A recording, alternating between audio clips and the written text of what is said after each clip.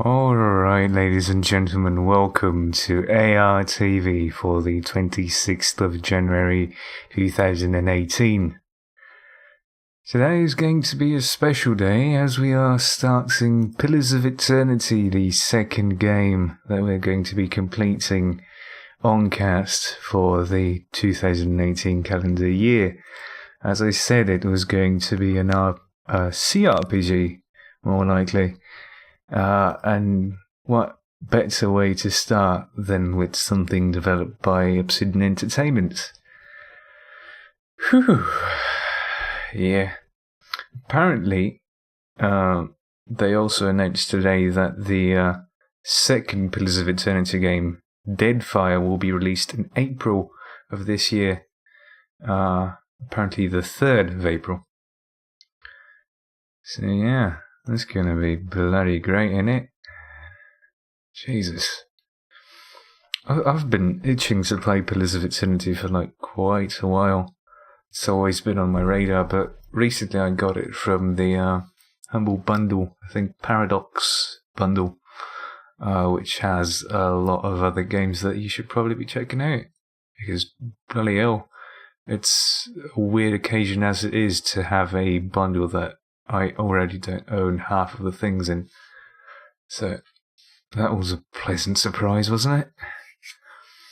Anyway, Pillars of Eternity. I should really get that started and figure out a way to capture that thing. Pillars of Eternity EXE. Go! It crashed on launch.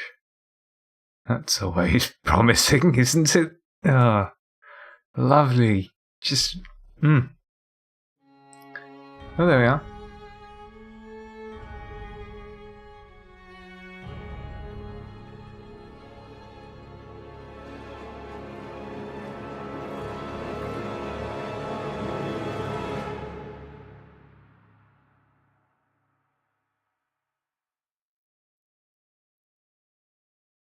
Wow.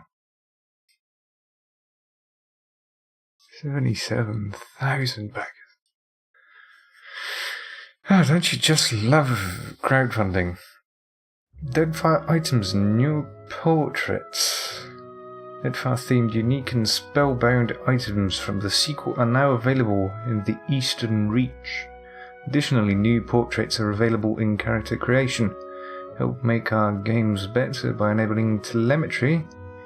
It will help us learn more about how to play the game by allowing bug reports and usage data sent to the developers.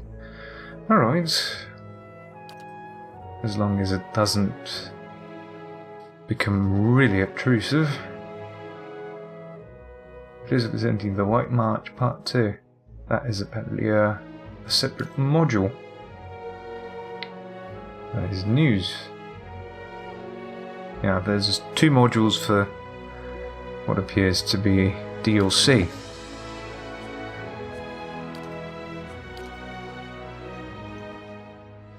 I always rather just lower it to, let's say, 25% because this seems to be well balanced. Keyboard controls will go as they are. Color dye mode, big heads. Thank you. Occlusion capacity. I would have no idea what any of these things do. Hide selection circles, font ligatures.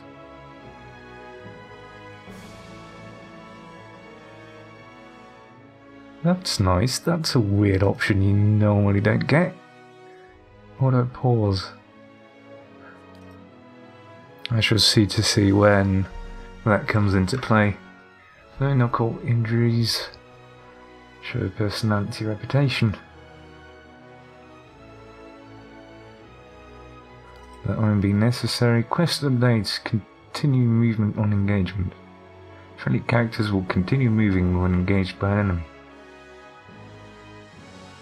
Developer commentary audio planned 7 points throughout the game.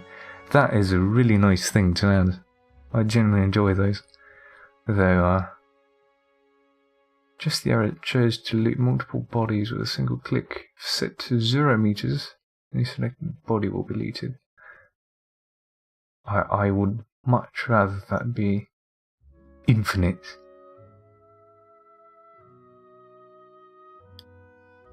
I hope that doesn't really affect that much. It doesn't seem like a big change. Oh, I say without asking. Thank you. So, ladies and gentlemen, Pillars of Eternity. Let us start a new game. And we have a choice. Easy difficulty, requires minimal micromanagement, and easily forgives mistakes in combat. It's strongly recommended for those who are new or recently returning to real-time party-based RPGs. Normal difficulty requires strategy and efficiency, but forgives a few mistakes in combat. It is not recommended for newcomers, and is suited for Infinity Engine veterans who are looking for a challenge. I am clearly not. Storytime is, I suppose, the minimalist of effort. For players who are more interested in exploring and story development. I think I can go with normal. I should be fine.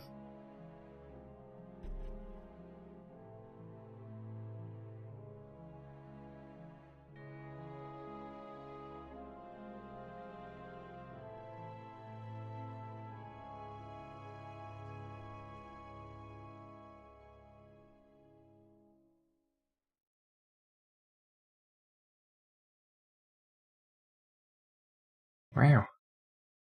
You can change how much metagame information is displayed in conversations via the options menu. I'm starting to like this. Just the idea that there would be any metagame information is...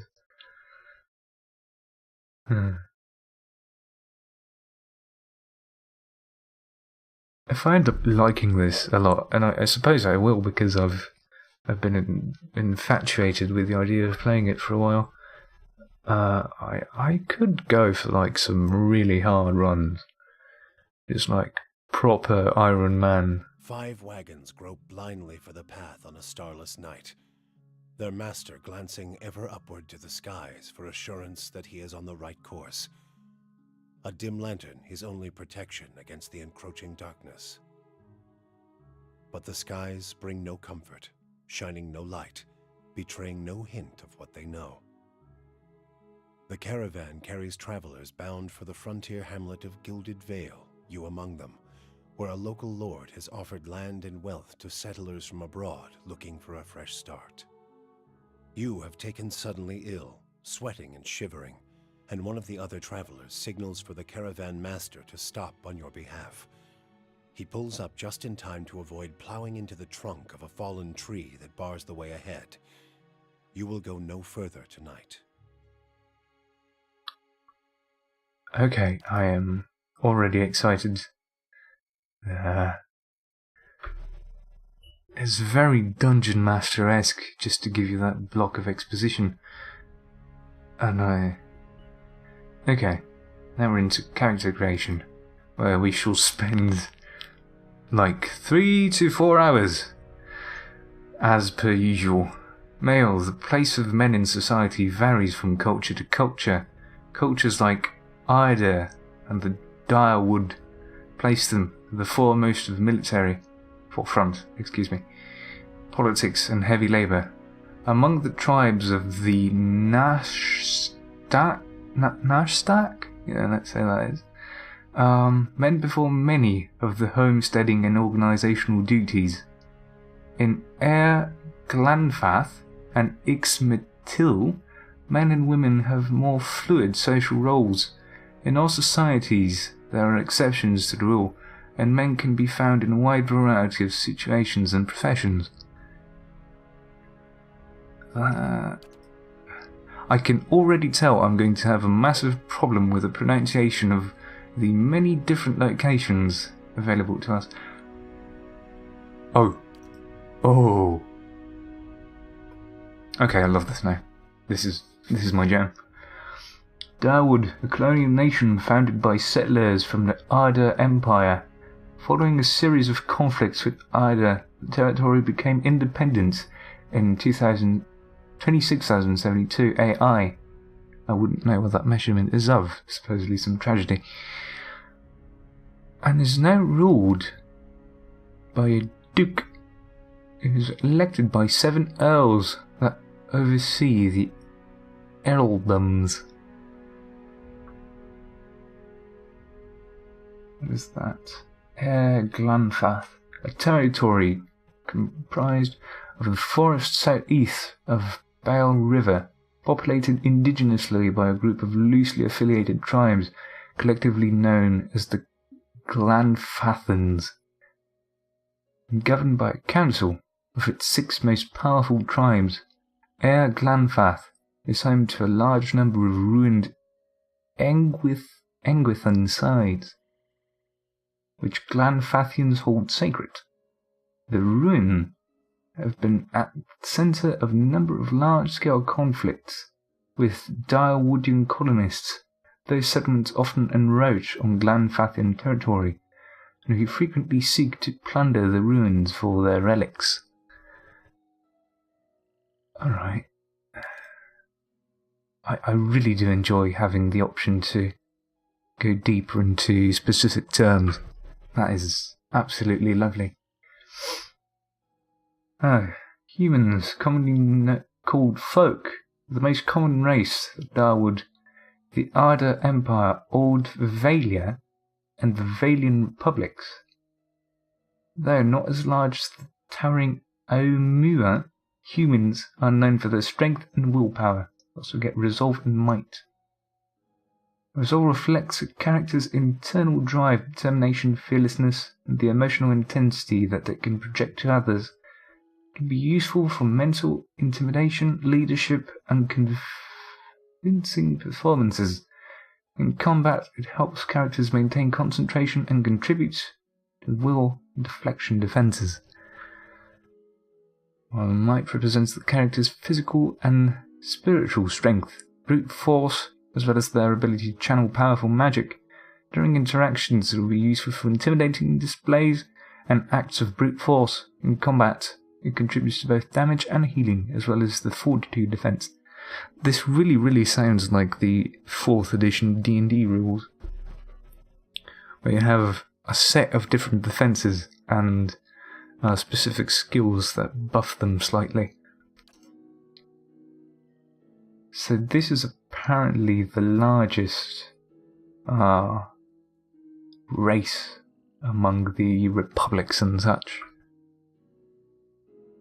They appear to be aquatic, the largest of the Kith races, commonly found in or near oceans. Though not truly aquatic, they have an affinity for water, and many of their civilizations, such as the Rautai, are based on naval dominance. They are known for their unparalleled strength, and they get 2 might. The Dwarves, by virtue of land covered and number of colonies settled, dwarves are the most well-travelled race in the world. They are commonly found in the Darwood and Valian republics, and almost any colonised land. Dwarves are known for their great strength and tenacity. So they get 2 might, and they get a bonus to constitution but suffer and dexterity. The abstraction of a character's hand-eye coordination, balance, and overall grace. Abstractions can be used for sleight of hand and in first reactions. In combat, it affects the character's action speed. So yeah, it basically follows the same rules as Dungeons & Dragons, which I find immensely pleasing. Elves are the dominant race of Glanfath, the White, which appears not to be blued out, so I can't tell you more about that. The White that wins. I wouldn't know what that is. And are extremely common in the Darwood and Arda. Elves are known for their speed and intelligence, as well as the commonly isolationist nature. Orlans. They're not tree folk. No, actually they're not there. That appears to be hair. Orlans are the smallest of the Kith races. though many creatures don't consider them to be civilized at all. Also notable for their large ears, two-toned skin, and hirsute bodies. Orlands are commonly found in Air Glenfath. The Ixamithal, part of the Direwood. They are known for their mental intensity and sharp senses. They have a lot of perception, but they lack in might. And godlike. The godlike are children of the Kith, civilized races, who have been blessed with physical aspects associated with the gods, though some do not consider it a blessing. These aspects may take many forms and often come with mystical powers. Barren head shapes, typical and godlike, are unable to wear protective headgear, as it is near impossible to find anything that fits. Because of their unusual nature and their inability to reproduce, godlike are often viewed in fear and wonder. I'm considering just playing a human right now, but let's go for broke. Let's play a dwarf, because my D&D character is a dwarf paladin. Mountain dwarves, Aptapo, originated from the continent of east of Direwood and have spread throughout the area several times. Unlike the similarly diminutive Orlands, who are frequently subjugated, the Aptapo have always fought back threats posed by great... Okay. Get on it. My brain is not so used to reading now. I'll gear up. Mountain dwarves are common in the Valian republics, but not seen as often in the Direwood and Reedcareth? Direwood's neighbour to the north, Reedcareth, is a nation formerly rooted in its Ethasian. How do you pronounce that without vowels? Ethasian. Or maybe the O is silent. Ethasian. A fervour that took hold during the events of the Saints' War and remains even after the apparent death of Eilthath. Hale and hardy, mountain dwarves have a bonus to defend against poison and disease. That's very D&D-like. Boreal dwarves. Most boreal dwarves, Entanic,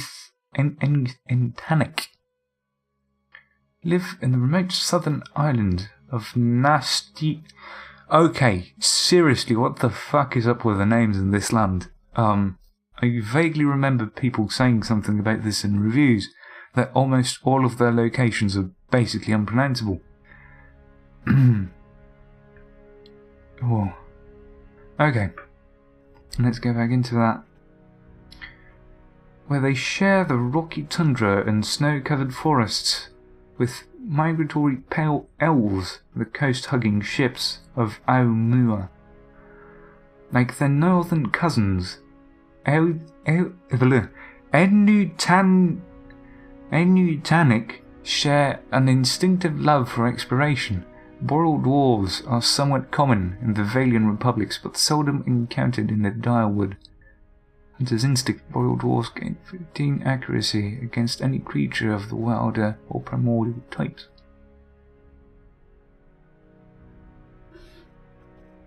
I am pretty convinced that I'm going to be playing a mountain dwarf. Okay. I don't even need to read anything else. Paladins are martial zealots, devoted to a god, ruler, or even a way of life. They can be found in any culture, where a fanatical group of like-minded individuals have formed a warrior society dedicated to advancing their cause. Among those aligned to their worldview, paladins are viewed with respect and admiration, and a bit of fear.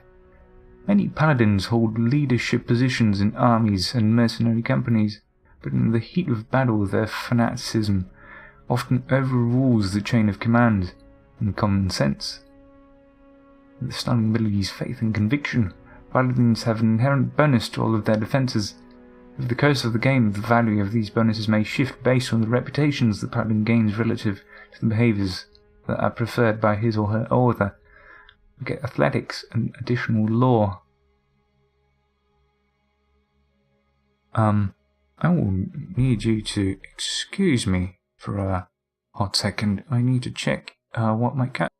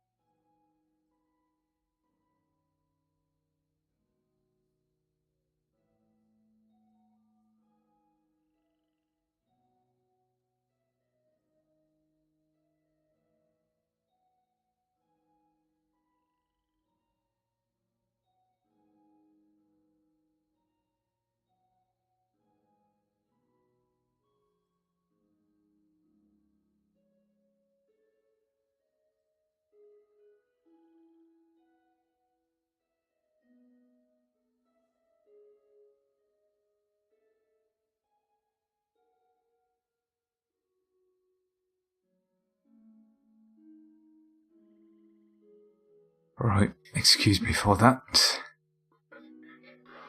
I have little to no trust in my own cat, so you'll have to bear with me for a few seconds.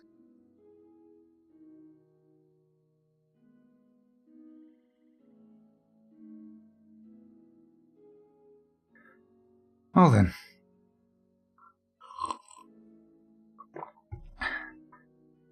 We get additional endurance.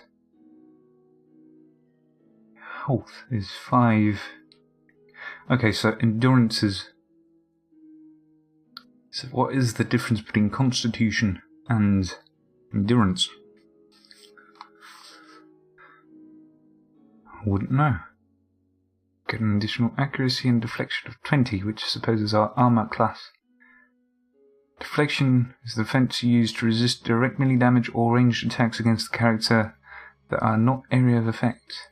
It is defined by the character's class level and resolve and be influenced by shields, certain weapons, talents, and other effects from spells or items. I really need to adjust this microphone a bit. Excuse me if any noises come in. So yeah, we're going to be a paladin. Paladin order. So I suppose this is either the oath section that will usually be in the player's handbook, or just perhaps a piece of background. The Bleak Walkers are soldiers dedicated to conducting warfare mercilessly and with extreme brutality in order to bring the swift end to conflict. Because they are renowned for their terrible and unyielding nature, most nobles will only call on them as a last resort. The Bleak Walker's behaviour reinforces cruelty because the quickest resolution to battle is one in which the Bleak Walker's arrival is announced and a surrender immediately follows. To ensure that people understand that no mercy will be given by Bleak Walkers, they never quarter under any circumstances. Favour disposition, cruel, aggressive. That is very cool, yet doesn't really fit my idea for my paladin. So, let's see the Dracosi Paladini. The oldest known paladin order in the world, the Dracosi Paladini were founded as the guards of the Dracosi Palace in Grand Valia over 2,000 years ago. Since the shattering of Grand Valia, the Dracosi Paladini have transformed into the protectors and ambassadors of the immense Dracosi family, as well as old Valian culture. Excuse me while I spray my cat.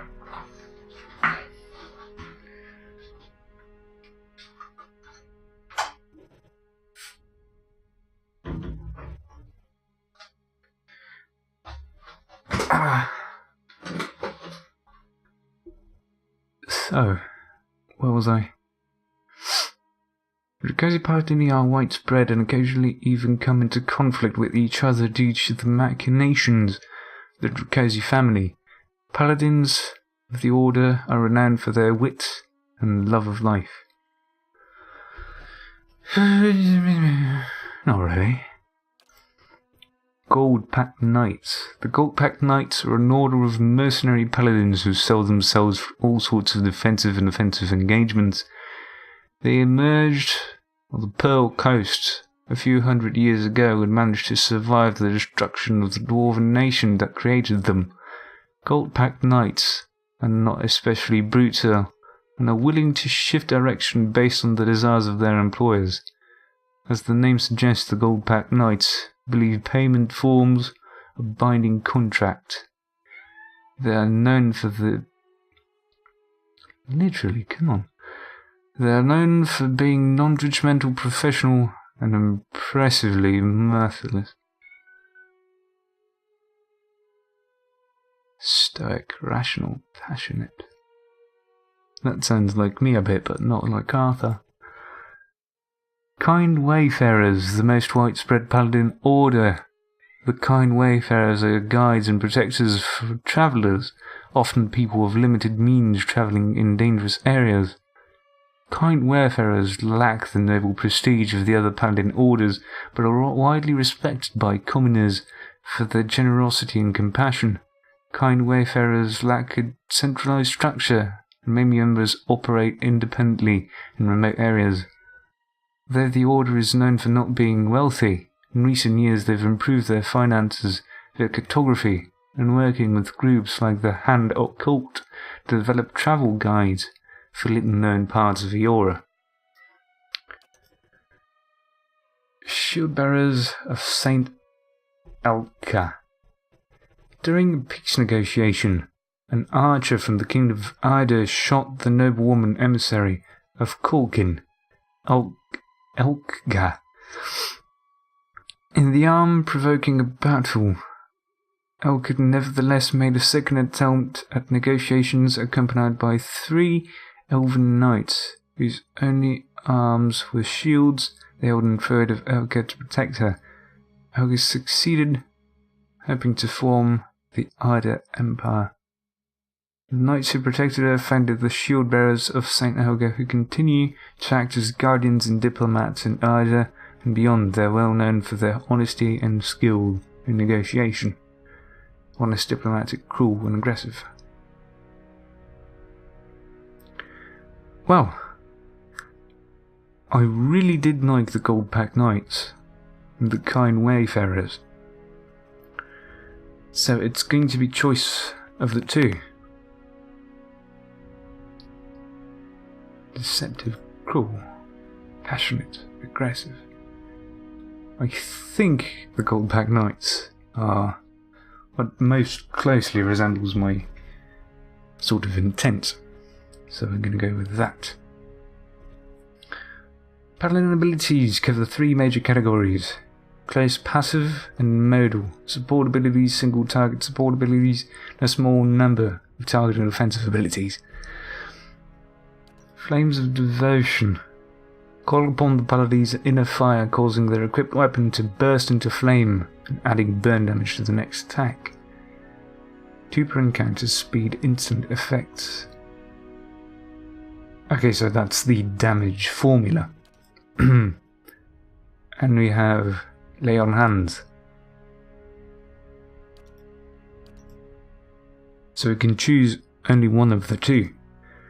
Fueled solely by belief, the paladin is able to heal with a touch of his or her hands, recovering a substantial amount of endurance for the paladin or an ally within range.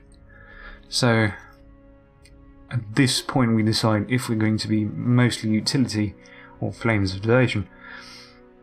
I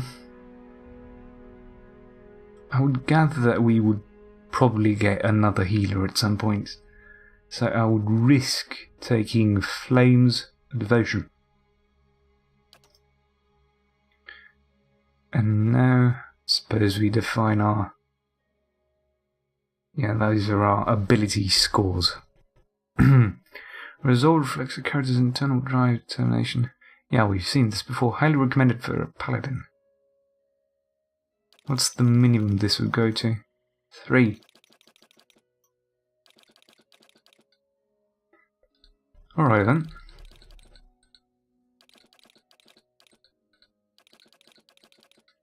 We get a few bonuses from Might and Constitution, but it is highly recommended for a paladin.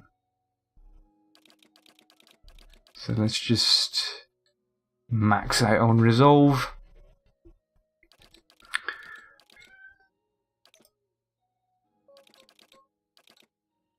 That cat can really wail.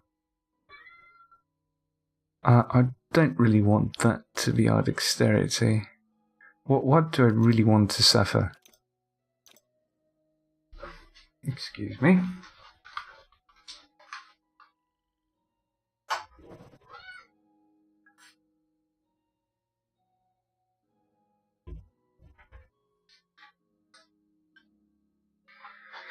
Now, having gotten rid of the disturbances, I will set this to 8.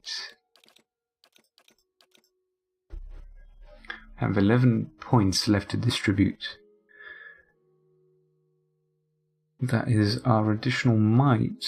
I suppose it's... oh, it's every point.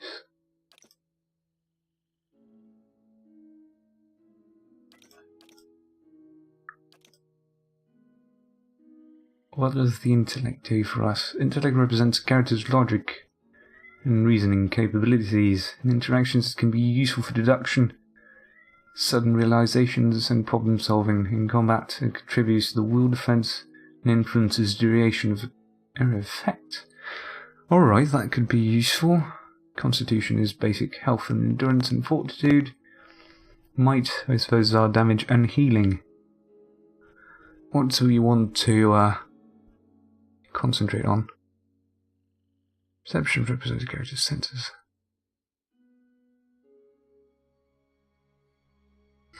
Actually, you may notice that there is no charisma or, let's say, wisdom.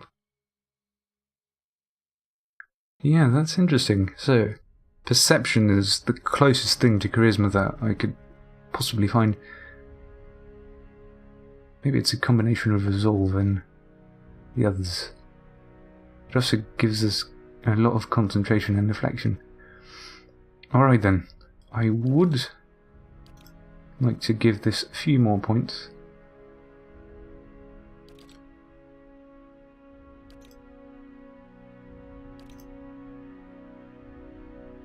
Let's give it perhaps this distribution. We have one very poor stat, or not that poor at all, it's a -4.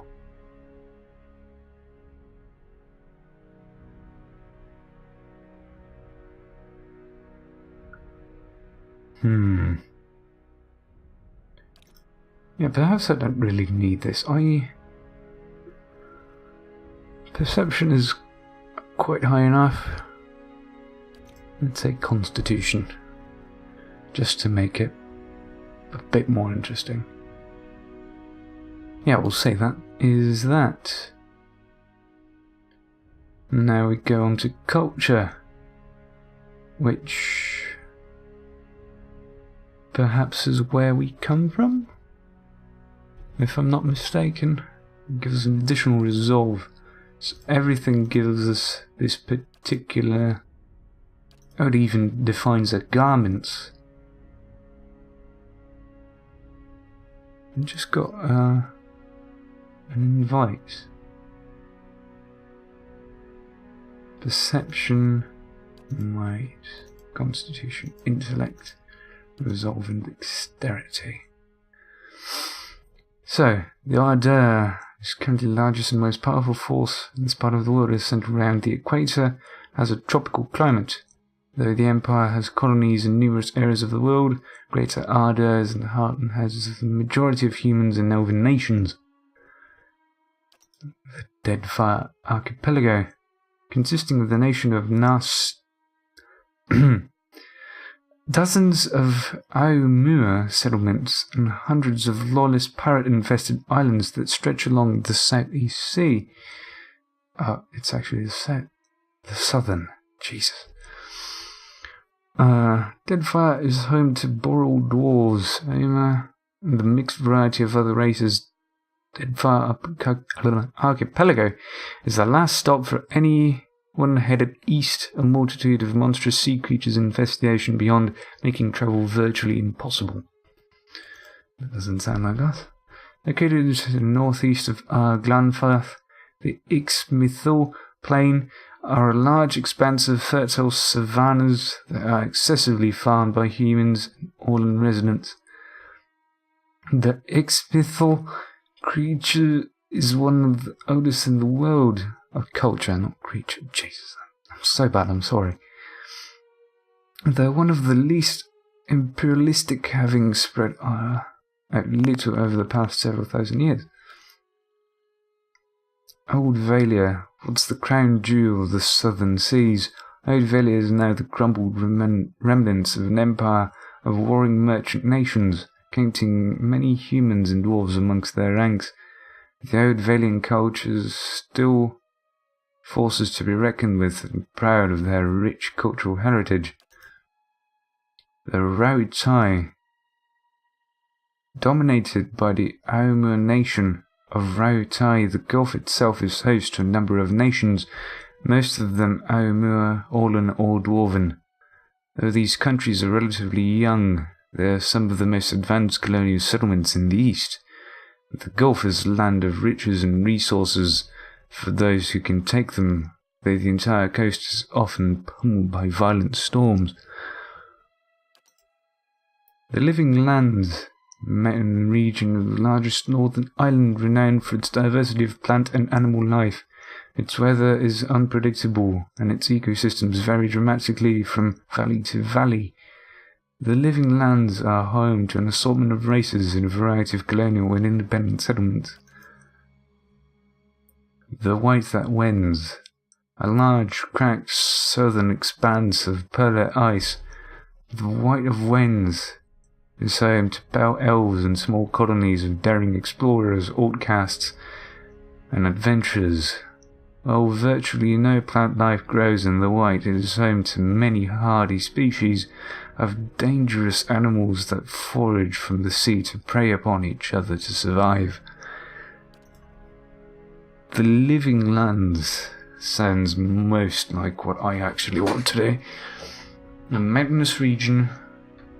It gives us an additional might, and we look fairly frightening. So let us go on. Oh no, a background. Oh, how do I really envision this man?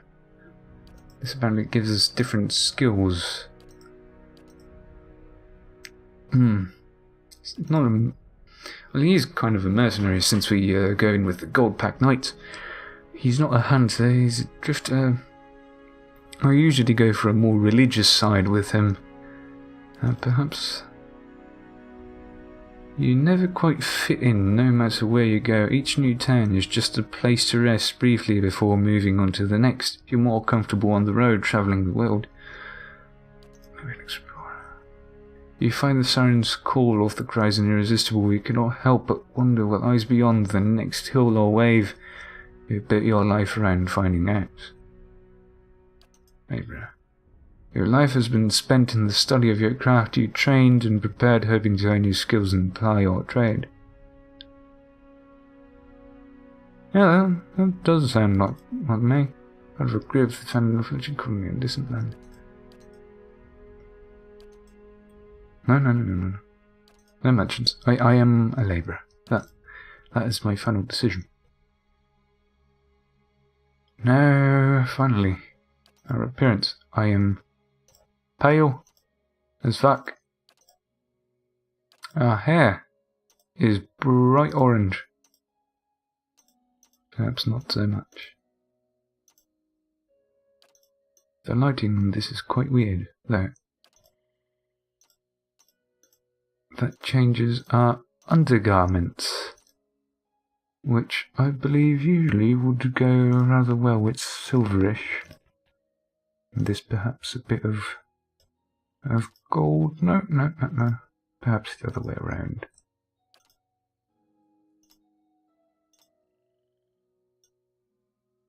That feels alright, doesn't it? Facial hair. We want the most majestic of beards.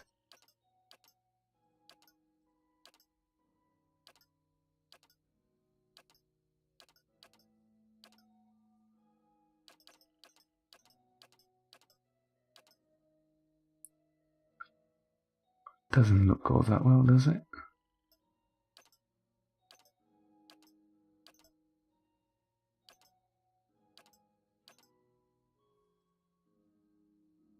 Yeah, perhaps. Oh yeah, now we're getting somewhere. Don't want that. No. That is still raided.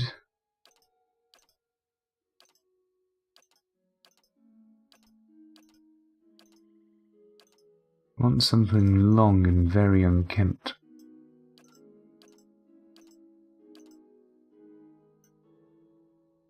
Yeah, this looked fine, didn't it? Suppose this will be sufficient. We have a choice of portraits, which not all of them are dwarven. How kind.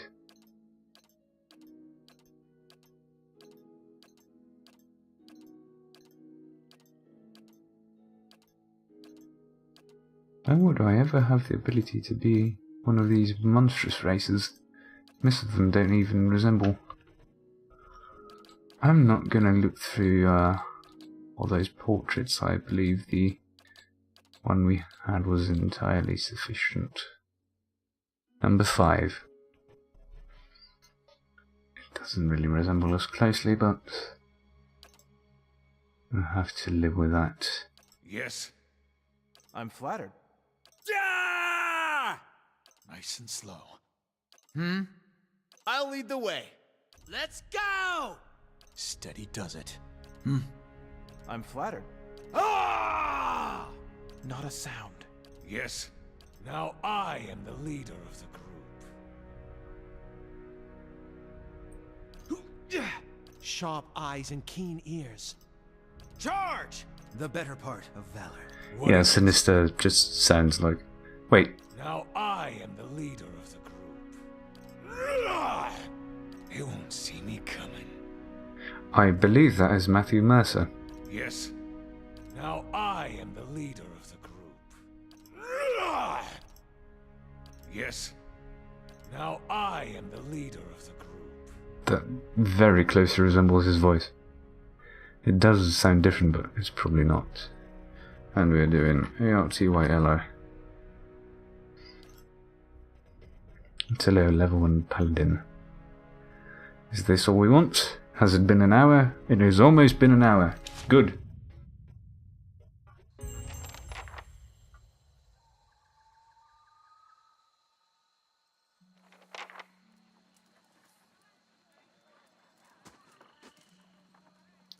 The Caravan master finishes addressing the group. His bushy red mustache and sagging jaws quivering, as if for emphasis. Everybody stays close to the wagons, got it? Stay out of the woods, and beasts take you if you were planning a stroll through those ruins up there. He nods toward a looming black mass on the hillside. Whole area's crawling with hut-dwelling types who would be happy to stick an axe in you for trespassing. So mind that you don't track mud on their sacred blazing rocks. Tonight, everybody stays put, and in the morning we'll get the path cleared. Gilded Vale's less than a day out. Understood? At last the Caravan Master turns to you, frowning as he looks you over. Touch of the rumbling rot, could be. There's a stinging beetle round here, carries it. You'll be fine once it passes your innards. Unless you don't drink water, course. Which case you'll be dead in a day. So no water. There's a berry grows in these parts, small and pink, called a springberry. About the size of a fingernail. Give you cramps if you eat it, but the frontiersmen make a tea from it. Calms the insides. Should get you through the night. You might check around, see if you can find some. Meanwhile, I'll see if we can scare you up some water. I know you want to hunt before it gets much darker, but see about refilling our water first. Got a sick one here. Okay. Udema looks over his shoulder and his assistant, a lanky, intense man named Sparfell, who carries an old sun-bleached bow. He nods in your direction. Sparfell nods and sighs the worn bow over his shoulder. Where would I find these berries? What are those ruins? It's dangerous out here? Alright. Where would I find these berries? They grow on a bush that's common round here, kind of funny looking. You'll know it when you see it. Doubt you'd have to go far off the road to find one. Okay. What are those ruins then? Nothing you won't see on half the hills of Air Glonfoth.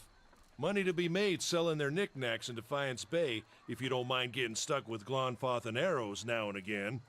They didn't build them, but I'll be the effigy if they don't watch them like a mother bear.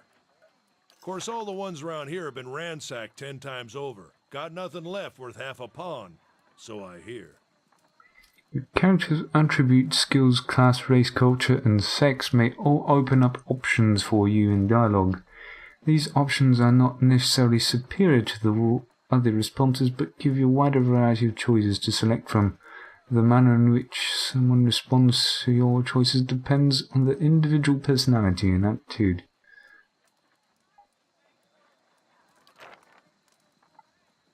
Alright. Who did build the ruins? Got different names for them. Settlers called them Ingwithans. Nobody that liked them enough to stop them becoming ruins, tell you that much. Okay, so this is alright because they have taken the liberty of pronouncing most of the names I found difficult. So Ingwithans is a thing that now doesn't look so daunting to me. Okay. Is it dangerous out here? Not if you hurry about your business, and not if the weather holds up. There is concern in his tone, and he does not elaborate. What kind of weather do they get out here? This time of year, rain mostly, and wind. But there's a different kind of wind out here time to time. Locals call it a beawick, born out of the ether, the spirit's path.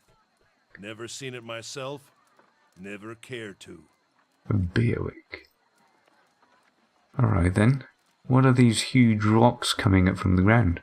They don't got Adra where you come from? Well, it just grows up out of the ground like this. Goes deep like tree roots. Some of it all the way to the heart of the world, you believe the stories. It's more like a shell than a proper rock. Easier to work if you're a mason. Got all kinds of strange properties. Seems to have some kind of life of its own. Dies if it gets dug up. Loses its luster. Folks think it probably grew at one point or another, but not these days. The soul butchers in Defiance Bay use it for different things. I've heard tell it can hold a man's soul, but I don't care to see it. Got enough to worry about without seeing something like that. Alright, I'll go see about those berries then. Hold on. Take someone with you. I know you're not some helpless tenderfoot, not like most of this lot. But you drop dead, I don't want to be looking for the body. Got a schedule to keep. He scans over the travellers, resting his eyes at length on a sturdy, armour-clad woman who has spent the journey night sleeping on uneven ground without a blanket or pillow. Kalisha. Kalisha! The woman looks up on her own time. He needs to find some springberries. Watch that he doesn't drop dead. No promises. Hi. What kind of guide says something like that? Kind you can afford. Don't listen to her. You're in good hands. And I pay too well, if anything. Adema chuckles and shakes his head. He looks at you. He casts a sidelong glance at her. Off with you. Hayden should have supplies. See that you're equipped before you head out. We're in harsh country. Get your berries and hurry back. And if you get so much as a tickle of wind, you drop everything and you run. Something in the air tonight. If it's a Beawick, we'll shelter in the ruins. Hut dwellers be damned. He says, with a small grin residing beneath his mustache, and his stern once more. You heard the man. Let's get going before you keel over. Welcome to Pillars of Eternity. If it's your first visit to the world of Yora, you might want to watch these windows to become familiar with the tools and interface available to you. Your party always consists of you, of your character, and up to 5 additional companions or adventurers. The caravan is camped outside the Glenfathian ruins. Odema has assigned Kalisha to help you. Kalisha is a fighter, a class that excels at close quarters defense. Use her abilities to complement your own. To select a party member, click on the selection circle, their portrait, or press the number button that corresponds to their position in the party, starting with 1 at the left. To select multiple party members, click and hold anywhere on the screen to drag a marquee over the circles of the party members you'd like to include. To move selected characters, click anywhere on the screen where your cursor is a circle of 4 wedges. All selected characters will pass to their corresponding position in the formation. If you see a red circle with a slash through it, you cannot walk on the path of the map. When multiple party members are selected, an action bar is hidden. To see an individual character's options, select only that character. Alright. We've got a nice zoom feature. Okay. Always save options, right? Yeah. Please save again. Good, it auto-saves. Though I would much rather have a particular save of my own. Okay, that's my manual one. So what do we have as an interface? We have an attack, cancel, select all, which is backspace. Alright, attack A, formation, camp, scouting. We can pause the game with space, that is lovely. We have inventory, let us see. We've got nothing but the basic defenses. What is this stash? There also appears to be crafting, though no way to sort if you have the items required. She also doesn't appear to have a lot. Though she is a pretty lady, isn't she? We've got character.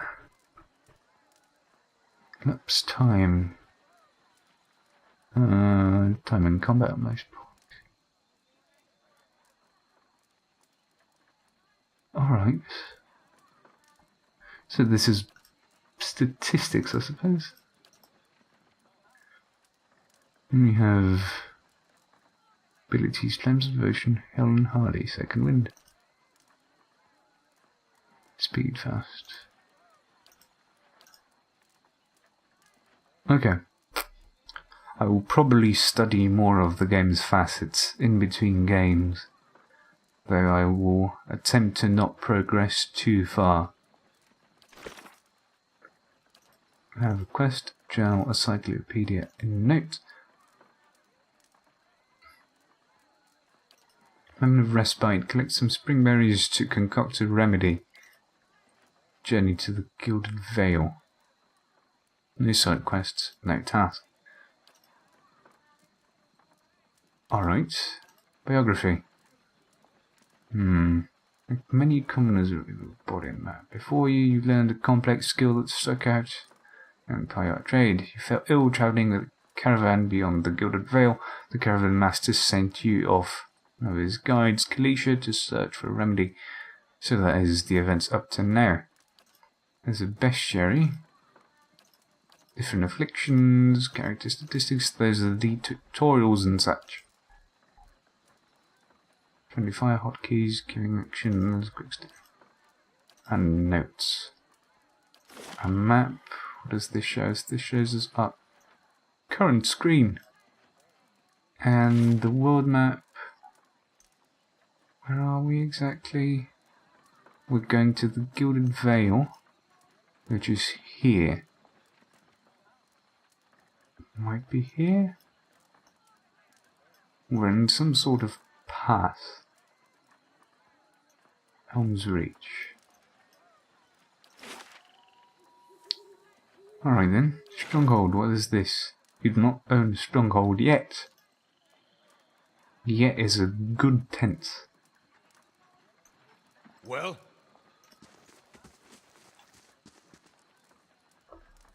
The scroll speed is a bit slow. Controls perhaps? No. Game.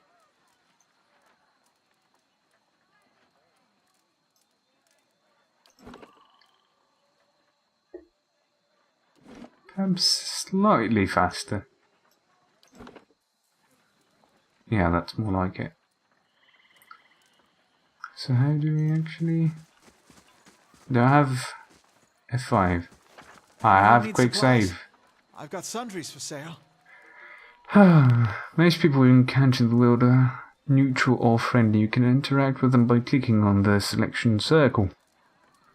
Many characters will simply greet you and go on their way, but others will have longer conversations to explore. The merchant Heodan has a conversation that opens a store with equipment for sale.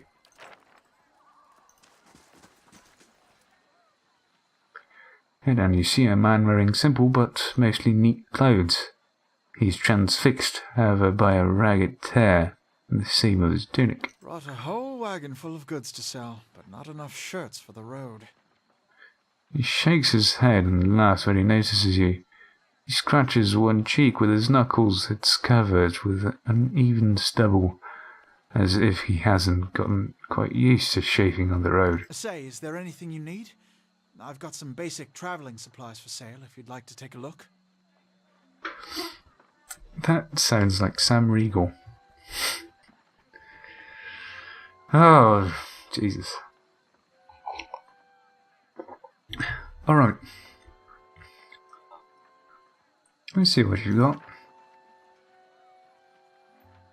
Stores allow you to trade and sell your items for copper pieces or items in the store's inventory.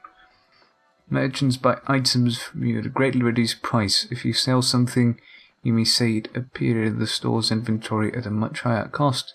Stores periodically refresh their inventories. So this is if I... So you can purchase firewood and lockpicks and such. Train character.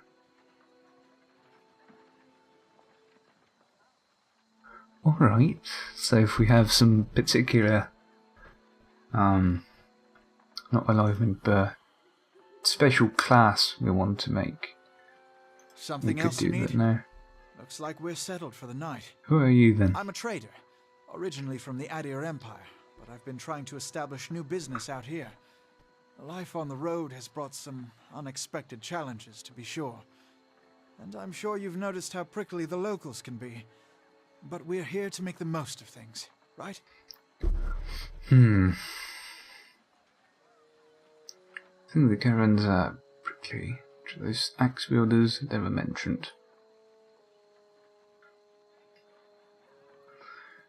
Ned look like that, I'm sure you'll do well. We'll see, I suppose. I'm just trying to do right by the family. You now have one rank in a disposition reputation. These reputations represent how people perceive your personality throughout the world. Even seemingly nasty reputations will be favoured by some people and benign reputations often bring out the worst in certain people. No disposition is inherently good or bad in Pillars of Eternity. I fucking love you, Obsidian Entertainment. Please fucking marry me. Like the whole company. Jesus. God, I love this. Tell me about the Adir Empire. It's not as big as it used to be, but it's still big. The mainland is a continent northwest of here, but the colonies used to include Rile-playing and the Deerwood. About 150 years ago, Deerwood won its independence from the Empire, a fact our companions are quick to remind me of.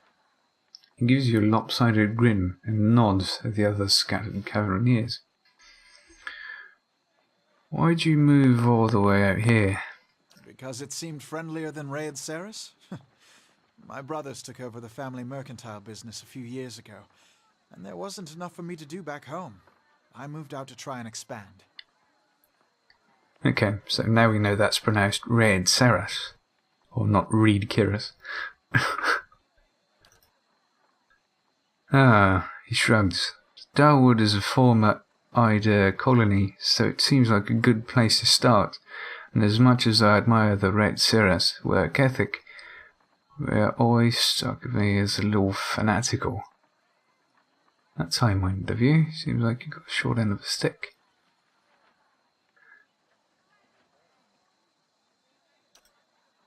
I don't see it that way. Odin begins restacking the crates in his wagon. My brothers and I are all working together for the sake of the family enterprise. I'd better go. That was bloody lovely.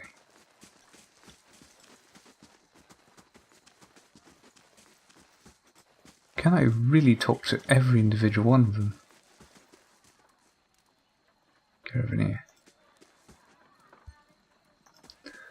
Okay, I suppose they're just generic conversation. Exploration is key in Pillars of Eternity as you make your way through the Eastern Reach. Open the area map to see what parts of the map you've already been to and what's left to explore. My innate curiosity does that already. Sparfell. I'll have your water soon enough. Stream's not going anywhere. That's an unfamiliar voice actor.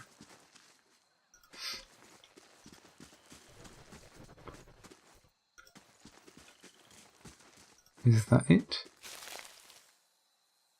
Adimath's wit. Though not the bush we're looking for. The path winds through a narrow canyon, back the way you came. Let's check by those outcroppings. Pillars of Eternity combat uses a possible real-time system. Because you'll often manage more than one character at a time, it is a good idea to pause the game, issue orders, and resume real time to see the orders play out. The options menu also contains many choices for automatic pausing when certain conditions are met. Example, the start of combat. What is that? A young wolf. What particular abilities do we have?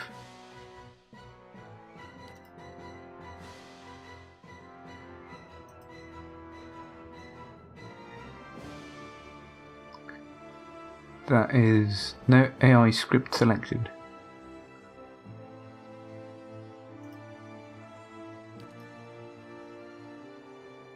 Knocked down. Shoves an enemy with enormous force, knocking them prone and causing additional damage.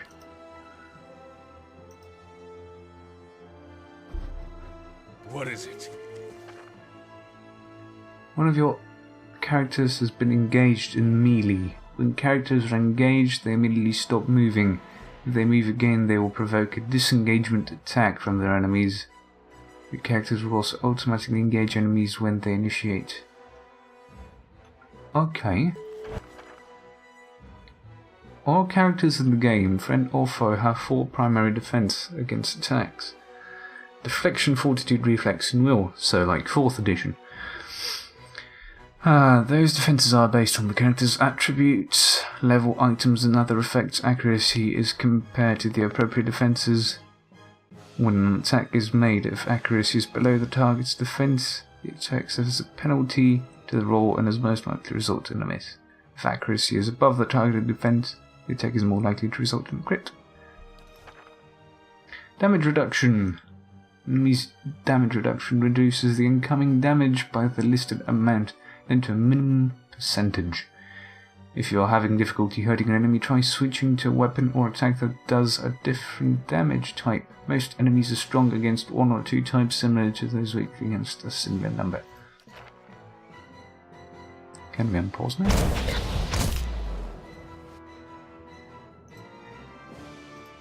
Well? Endurance and health. The portrait will begin to fill. The red overlay and the health bar to the left of the portrait will slowly start to decrease. And the portrait fills entirely red, the character will be knocked out. Potions and spells can be used to restore endurance to keep characters in the fight can be restored by resting.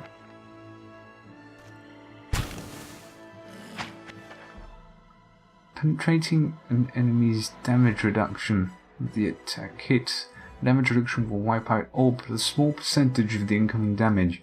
Hear your character complain about it when it happens. Take heed note. The damage type is being blocked and switch to a weapon or spell that does different damage.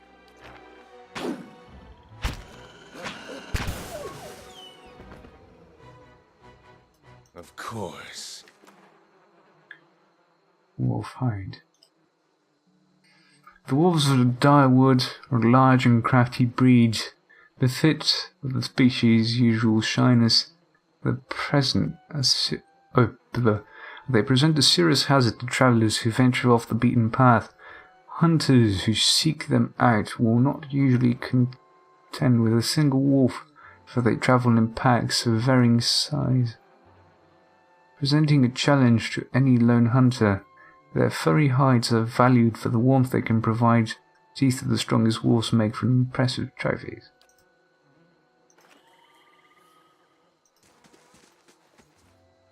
Can I interact with this somewhere? This is it. Yes. Berries. You receive quest. Your journal will update with the relevant information. If you ever get sick, open up the relative. Oh, Demas says you're a working man. Hard work at that. I was a blacksmith, that's right, made by sort of a cook. Not a blacksmith. Let's... Yeah, let's say I was a blacksmith. Let's go. Yeah? As you happen to come here?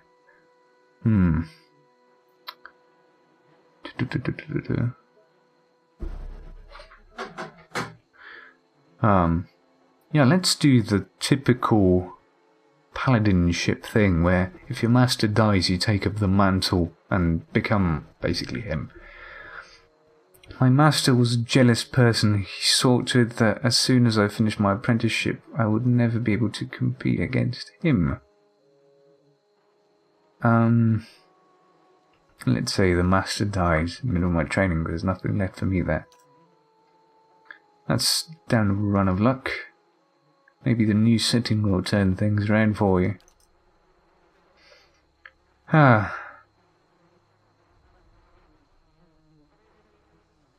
forgot how to pronounce her name. I am immensely stupid.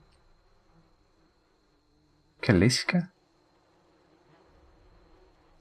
Seliska? Oh, God. I'm so sorry. She breathes in her surroundings.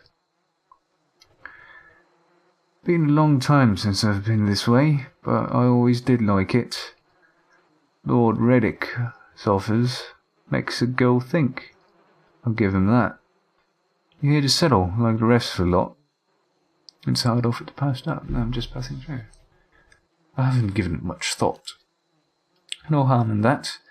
Might as well see the place first. So, you must have some other plan in mind for coming here. Getting into trouble, I expect.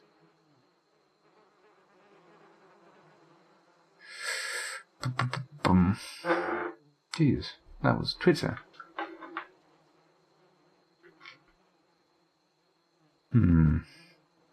Probably the same things I did before. Just the scenery will be new then. Sometimes that's all that's needed. Anyway, I am wasting time here. A demon will give me an earful. Let's be on our way. Why are you here?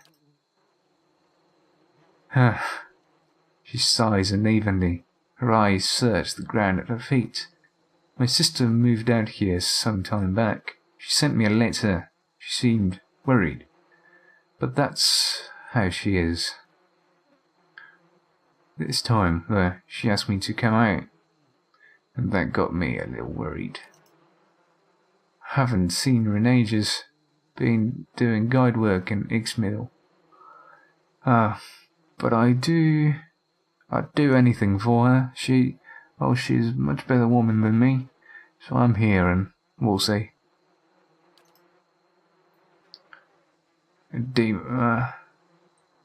I've worked before. He doesn't usually drive a route this way, but he's doing it for me.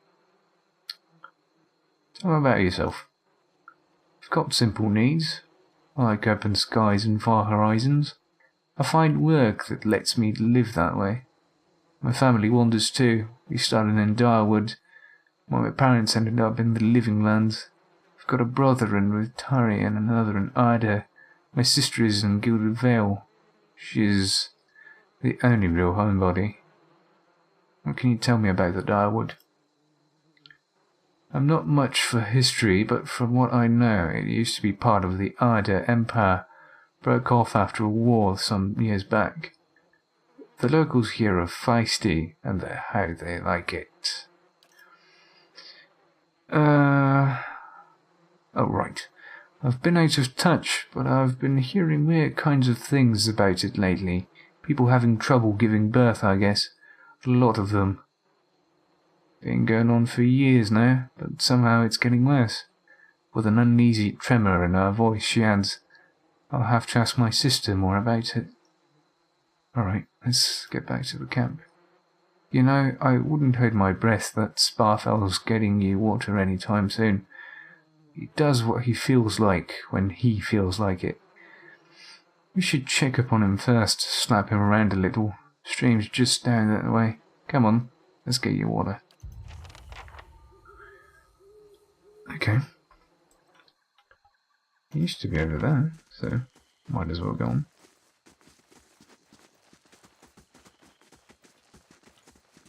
He has now moved.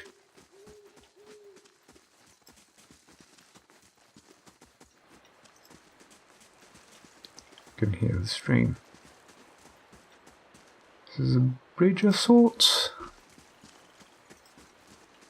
More likely along the way. Okay, the map ends here. So they expected to be somewhere in the vicinity? Perhaps not. Bird Lady.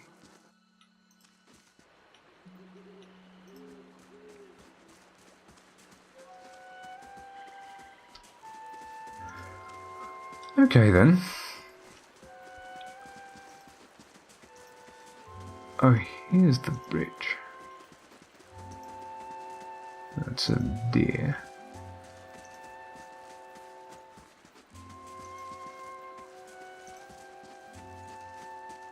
That is a skeleton. Travellers maybe, or looters or bandits, bad sign. Corpses cold to the touch and ripe smell waft you from its putrid waves. Dark, crusted bloodstain besmirches its simple linen clothing. Oh, pigs.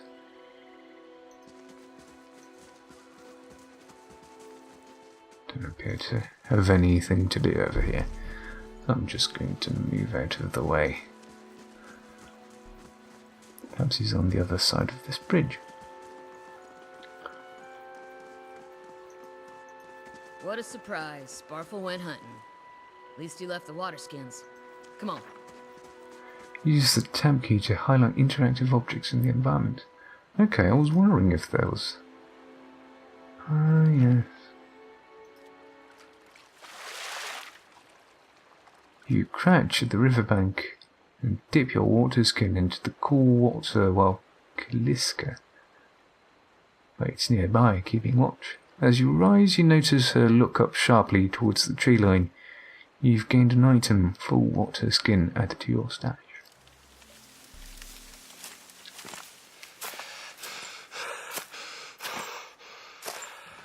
I love this.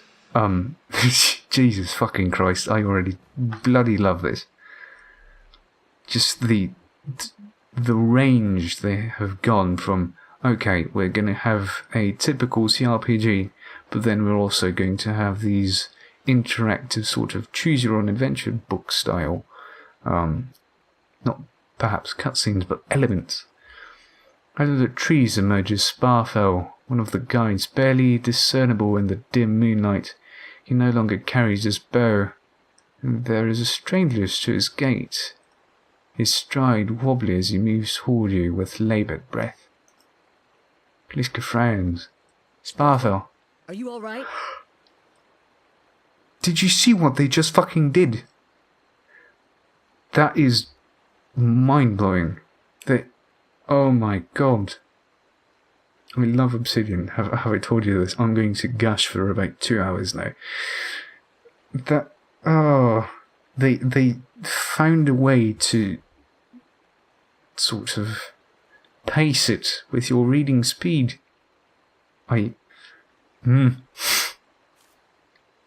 Sparfell's toe catches on a rock, and he collapses towards in a heap, the feathered shaft of an arrow planted between his shoulders like an enemy flag.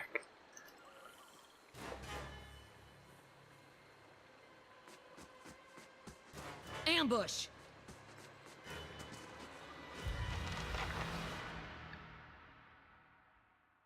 Wow. That's lovely, isn't it? Second wind. Additional endurance. Alright. Oh, that's a heal. Okay.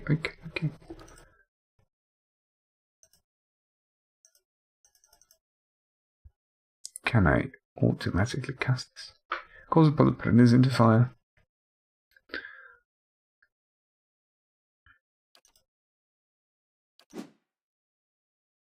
No. Absurd. Don't be absurd. I have to cast it on her. Apparently I do. Well? As she does that, I will now go and attack this monk.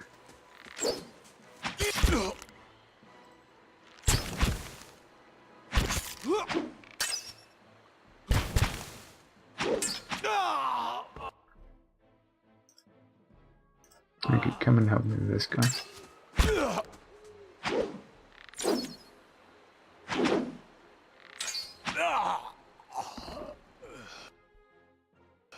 Come on, we have to get back to camp. Get a bow, hide armor, and some sort of gem.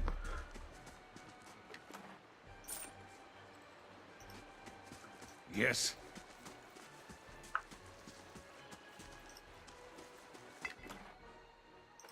We'll get beer.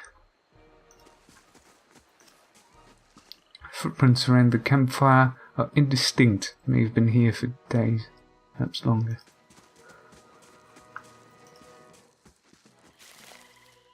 Dark cap.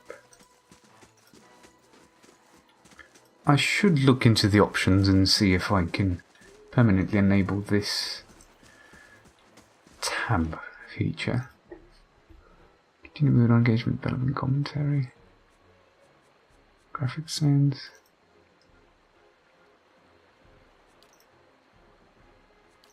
Graphics, no. Controls, perhaps not.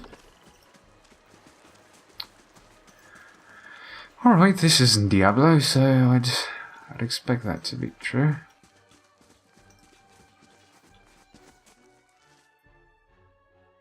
Oh no.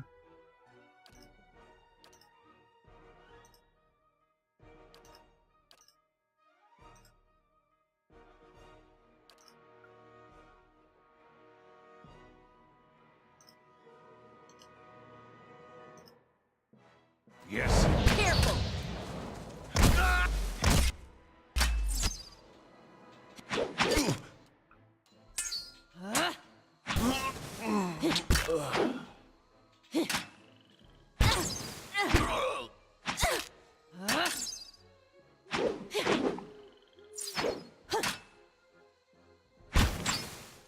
Come on, love. You scored a crit. A crit is a better result than a hit. It's more likely to occur when attack accuracy is higher than target's defense. Attacks that do damage will do more damage on crit. Attacks that inflict status effects or afflictions will have increased duration on crit. Grazes are worse than hits in suffer degree damage. So that's critical failures and critical successes. Alright, we're fine with that.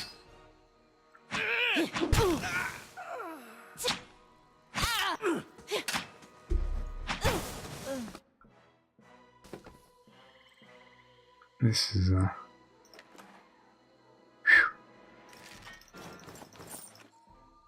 As you wish. Let's save. Our mate is dead. Glanfathan leader. All around you lie the massacred remains of the other travellers, peppered with arrows and knife hilts, splayed and bug-eyed and filthy. Kaliska puts the back of her left hand to her mouth, as if to ward away some poisonous vapour. A handful of dark figures stand above the fallen, treading on limbs and backs and heads, jerking their axes from bodies as if from half-split logs. One of them, towering and severe with a thick beard tasseled with knots, holds a wet blade at the neck of the man you recognize as Hiodan, the last of your caravan left standing. Lay down your arms, trespasser. Do not forfeit this man's life for a fight you will lose.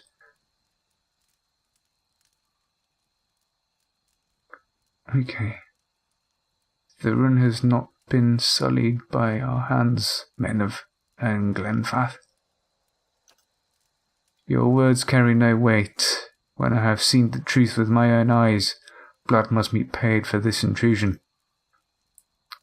So I say again, lay down your arms. Okay. And a fool attacks a weak enemy, while stronger yet lives. Judging by the string of animal teeth around your neck, I'm guessing you're a worshipper of Galawain. If Galawain told you to stop protecting the ruins, would you? Put down your weapons.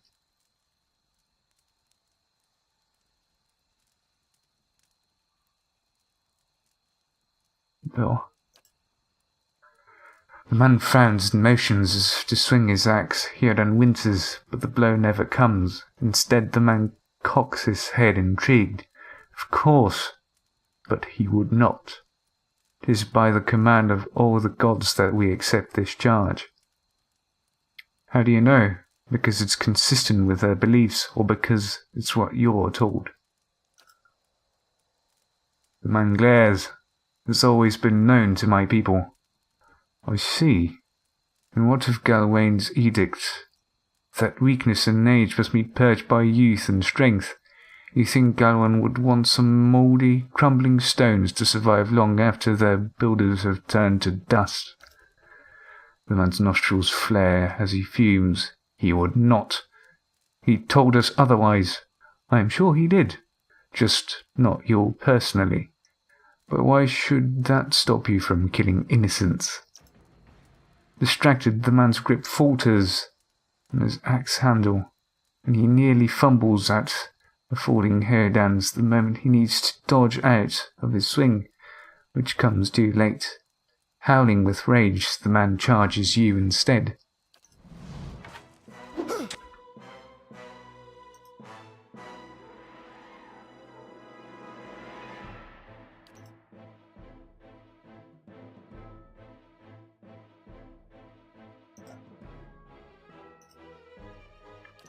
Okay. Let's give her a bonus.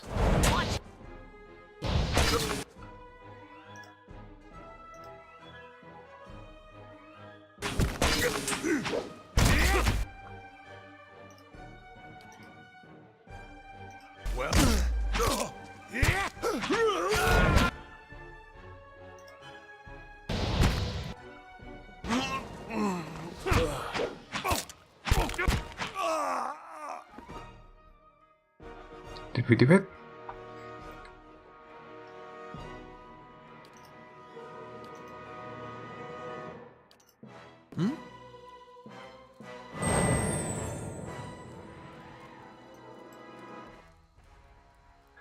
Whew.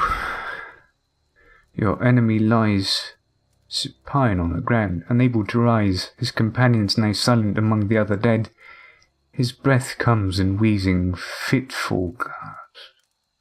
He looks not at you, but at the sky above you. Forgive us.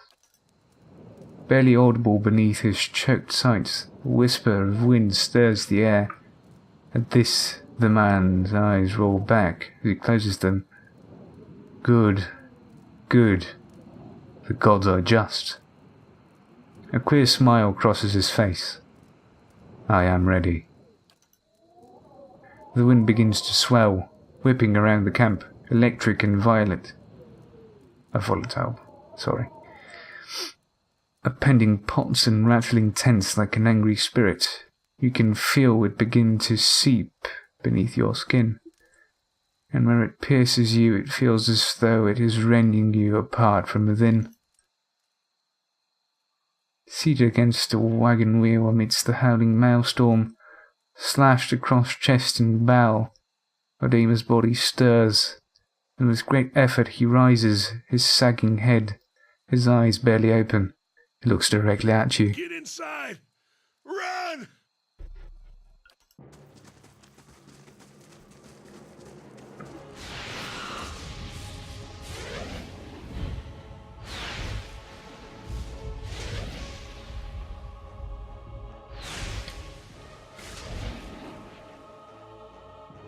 Standing against a gale that threatens to pull you off your feet with every step, you set your hands in the worn fields of weathered rock and set about pulling yourself up the precipice.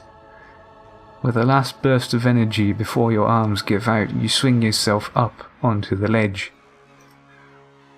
Heodan trails behind you, slowed by injury and delayed by early hesitation.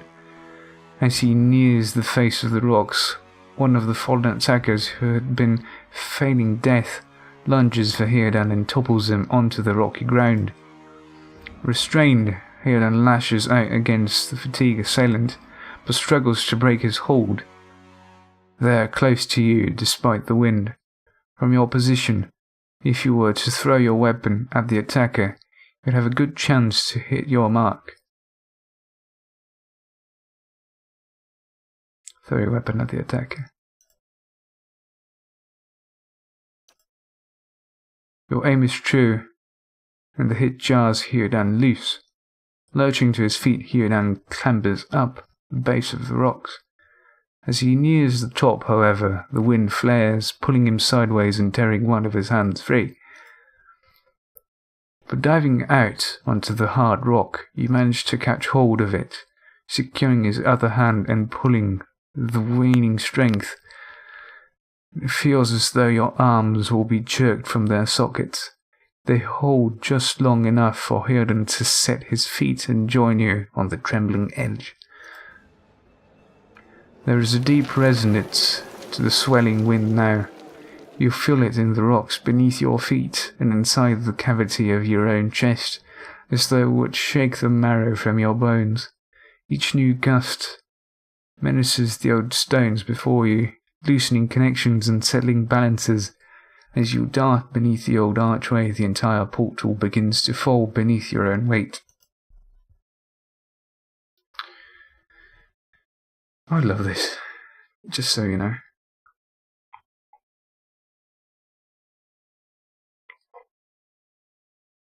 It does hurt my throat though. I haven't read this much in a while. Though I do quite enjoy it. It's written almost fucking too good. The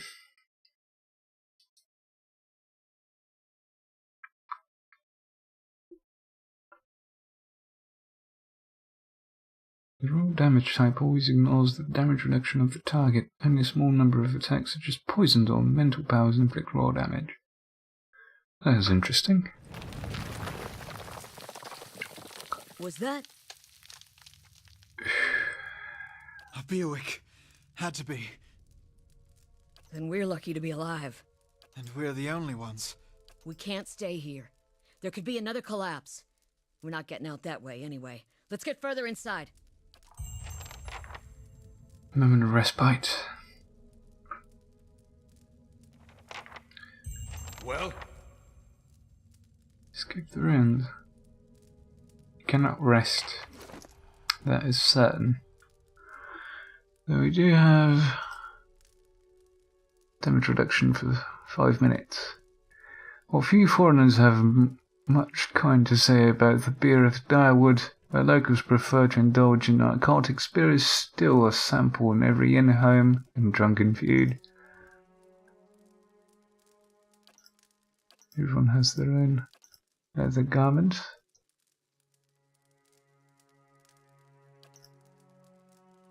Seven. 6. Alright, so all of these are quite useless. Appears to be a roguish archetype. Doesn't need shields, does he?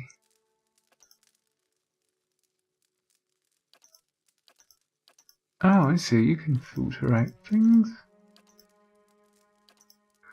Oh yeah, there's crafting materials. Can we craft?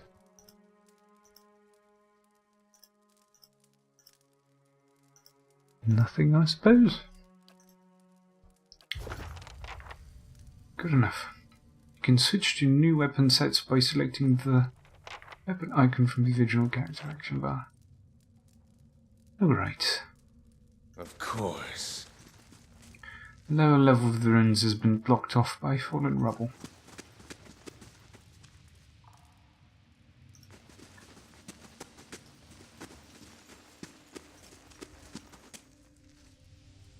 That should be far enough.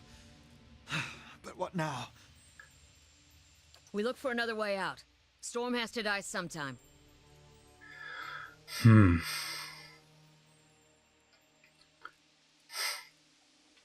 Well, what happened? Shakes her head. Windstorm. Of the kind they only get in Glenfarth. Not too many people live around them, so it's hard to know what's true. The Glenfarth word is Beerwick. To them, it's the gods' way of reaping the soul, the land that couldn't find their own way out. But they'll take a living soul as soon as a dead one. Still got yours? They were attacked by those people of the ruins, I suppose. Glenfathians. Those be the hut dwellers Odema warned you about. Look to be fangs of Gelwain. They're the twitchiest of the lot. They'll go ruin to ruin looking for fights with colonists. Poor Odema. I think he half expected this, once we lost the main road.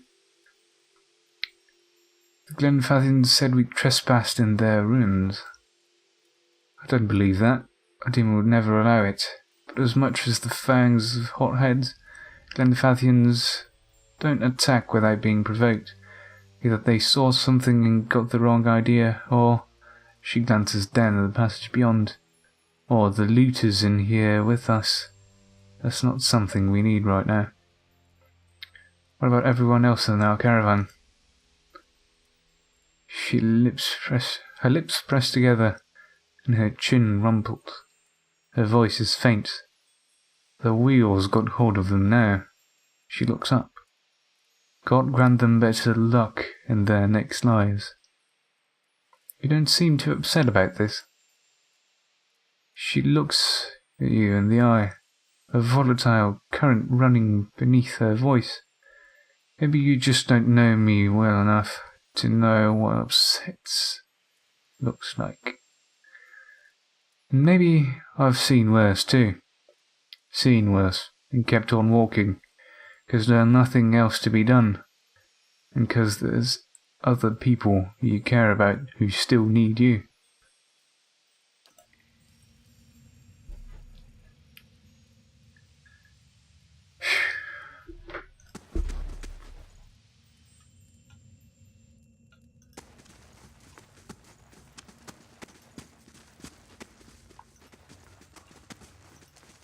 Someone else has been here. We should move. Let's loot quickly. We discovered camping supplies.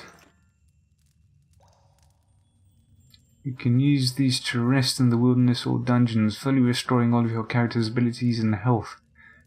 Easy difficulty allows you to carry more camping supplies, but hard restricts them severely. If you fully run out of camping supplies, try to find an inn. Most have cheap rooms available. Yes. As you wish. Okay, I've got 2.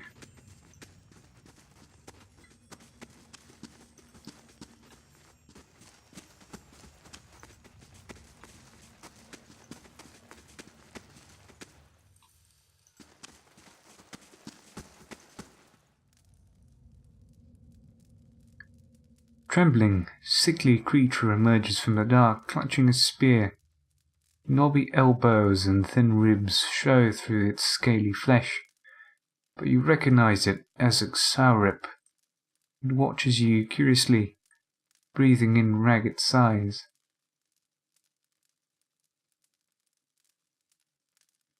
It's got a weapon, so it's militarized. Raise your arms and stand still.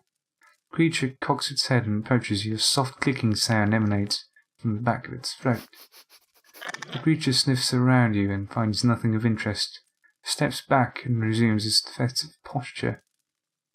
It's okay, we won't hurt you. Except recalls, fingers still wrapped tightly around its spear. The creature cocks its head and approaches you softly. Slowly back away. Watches you well as you go.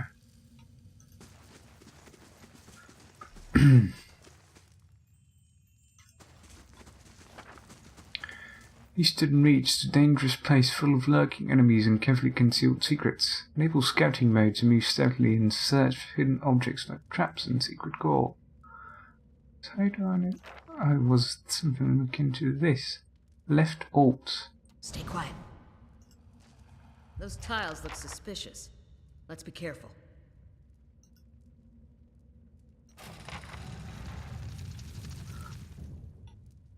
Worth a look. Traps. Ah, I see now.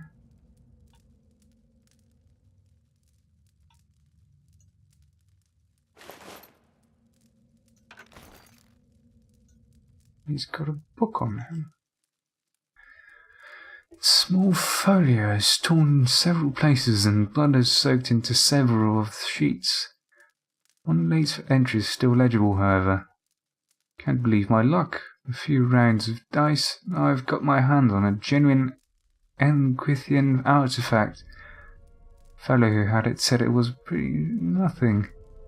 As far as he's concerned, he's not willing to go digging in some ruins, but if he's right about this gem leading to a hidden treasure, then it's all worth sneaking past a few painted elves. I'll head to Claint's Liss in the morning. There, it's just a matter of finding this relief he was talking about.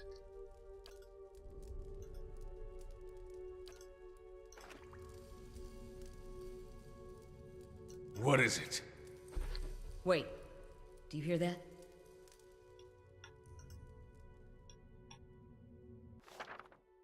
Scanning mode is used both for stealth and for finding hidden objects like traps and secret containers. When scouting, your character selection circles will start to fill with yellow and characters are starting to detect them. Once the circle fills to yellow, your character is suspicious and will move to investigate while the circle fills red. If your circle becomes fully red, your characters will be discovered. Character's ability to find hidden objects is based on this, or her mechanic skill. Her mechanic skill allows them to find objects at greater distance. Moving towards the character, so notice how quickly they will detect you if you notice. Touch the selection of the character.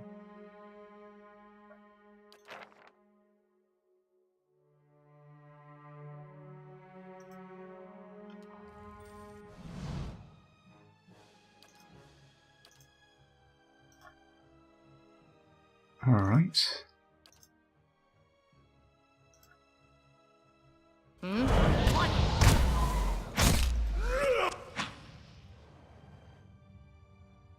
Alright.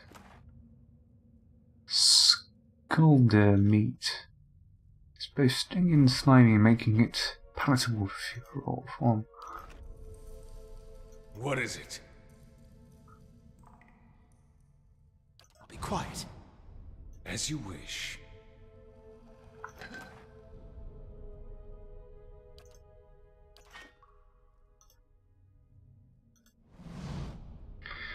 Crack runs along this wall, from floor to ceiling. Light gust of air passes through it. Push on the wall. Despite the damage, the stone looks heavy and solid. Train yourself. You push the wall with all your might, but it does not give. One of your characters has become fatigued. Fatigue represents the physical and physiological wear of terror of demanding activity on a character. It's almost commonly received an injury. The character is knocked out. Some scripted interactions also result in fatigue. Alright, that is fine. Continue. Use the hammer and chisel to weaken the wall. You set to work. The cracks lengthen and widen with your effort. The process is more taxing than you'd expect. Sweat beads your forehead and your muscles begin to ache. Continue chiseling. After several long moments, you begin to see a light on the other side.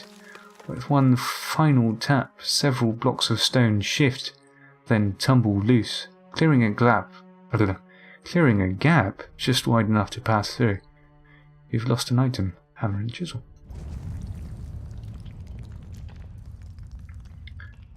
Alright. We did take all of that. What is it? I do want to attempt Stay quiet. to, in particular,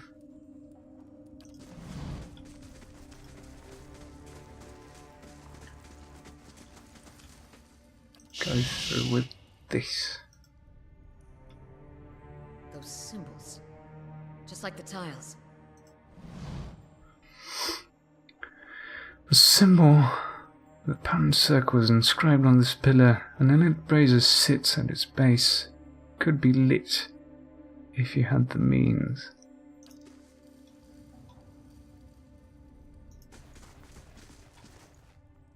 They'll never know I'm here.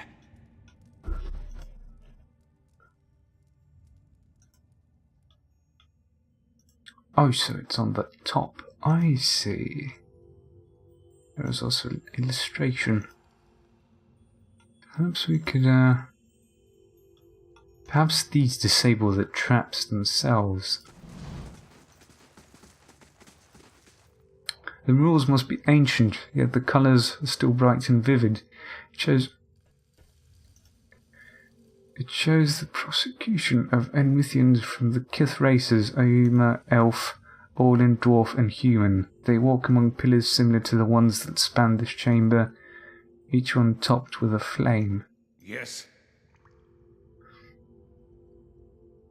Okay, I suppose it's each one. As you wish. Use your torch.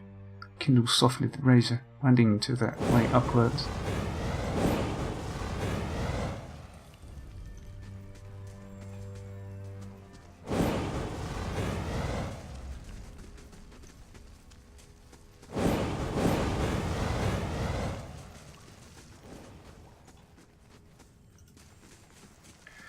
I hope I didn't make an absolute mess of myself, but...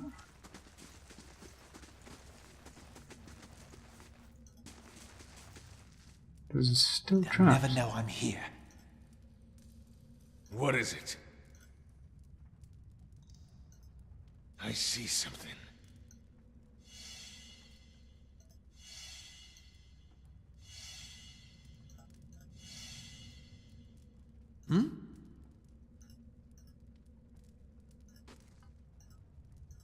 Worth a look.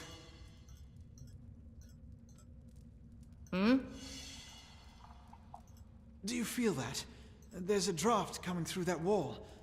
I don't hear any sign of that storm either.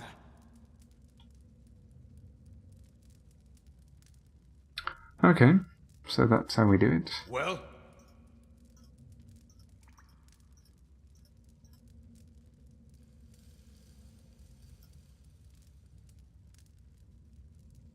Doesn't look like anything, does it?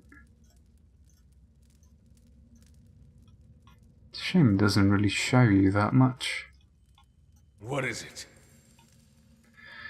And I'm almost entirely convinced that I shouldn't be spending all my time in scout mode, although it does give me a very slight tactical advantage. Or perhaps maybe not, really.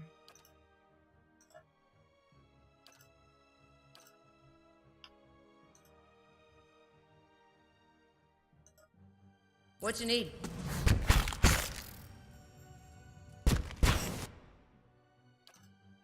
Did I even buff you? Careful with that.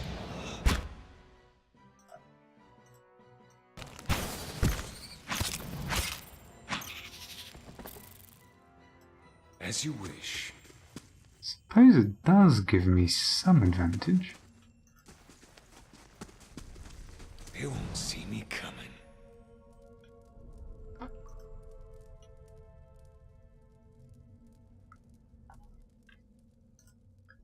I could scout ahead, see what's around the corner.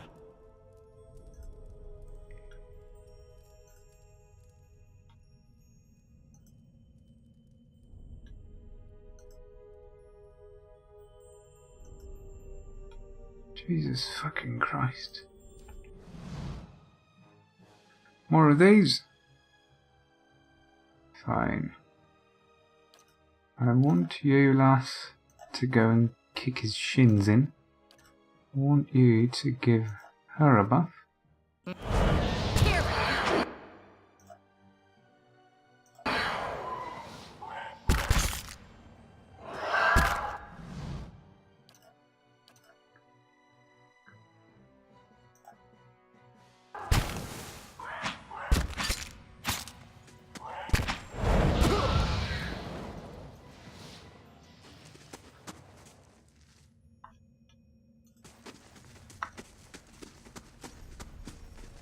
Okay, doesn't appear to be anything I can necessarily interact with. Kind of interested in looking into. Oh wait, we've been here before. This is the wall we compromised a bit earlier. Yes. So suppose we didn't light those razors, we could have just passed on through.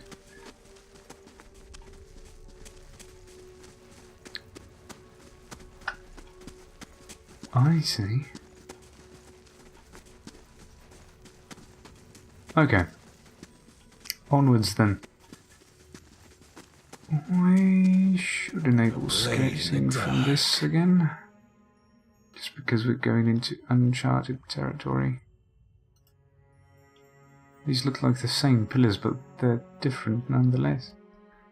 Lesser black ooze, immune to blinded, dazed, frightened, paranoid, terrified. There appears to be more of them.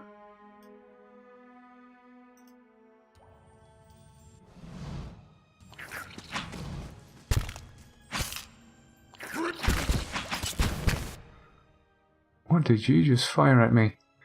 I mean, there are many ways to play the game. Some choose to be bold, others to be smart. That is a very lopsided comment. I thank you so very much. I'm very complimented by it, and again, just Fuck that laser ooze, dude, whatever that is.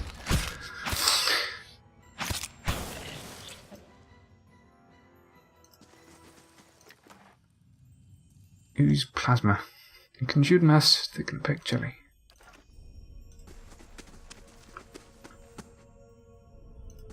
Hello? My Where'd that instinct to slime come loot from? everything is just too much. Vicious and oily. This muck clings to anything it touches. Vicious slick of something dark and tar-like runs down this wall. The shape and bulges, they all suggest that something lies beneath it, but you can't tell what. Use your water skin to clean off the ooze. You rinse the ooze away, revealing an intricate relief of a man's face. The sun bursts around you and clipped away in places, but the details... Why am I going, like, really quiet? It's in the middle of the night, so I'd expect that to happen, but, you know, I'm not supposed to be, running from that. The sunburst surrounding it has chipped away in places, but the detail of his head, from the tight curls of hair to the ridges of his pointed ears, still showcase remarkable craftsmanship. One eye socket is empty, a gem fills the other. We can place the gem we found on that guy's corpse. The chamber begins to rumble, stray rocks dancing across the tower floor. Finally, a large selection of the wall gives way. You lost an item.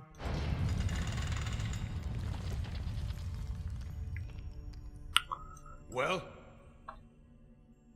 Let us proceed cautiously. There's another No ooze. prisoners!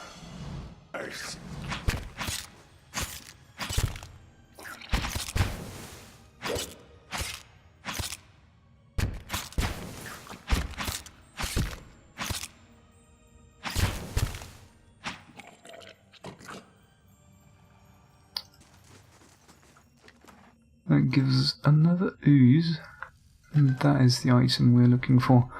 Minor cloak of protection, fortitude, reflex, will, and two items. That is lovely. Where did that go though? Stash?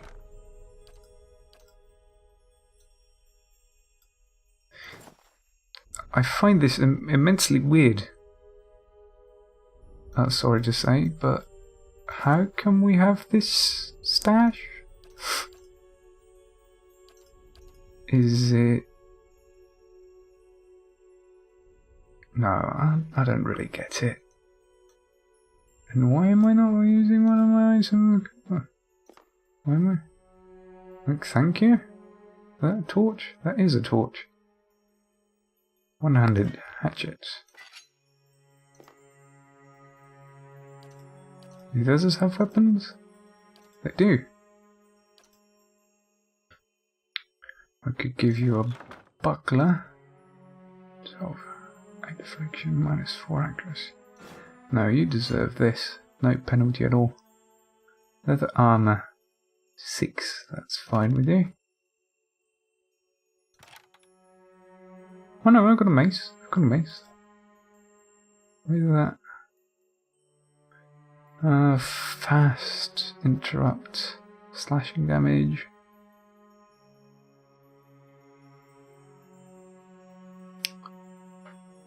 I think we want that, don't we? Yeah, I think we're fine. What is it? That is all that we require currently. As you would.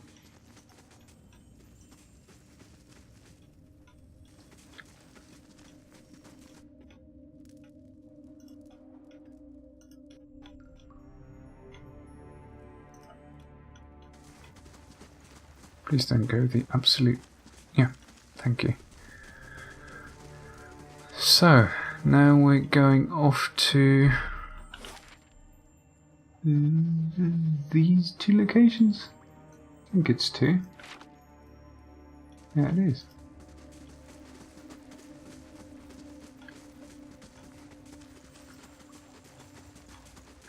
I'm going to save scum the shit out of this. I'm sorry to say, but... Be quiet. Hello, spider. Man. Famished spider. Give this lass a bonus. Yes.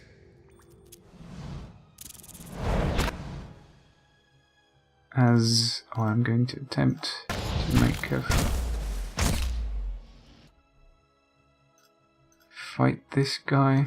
How can I help? Flank him if you may.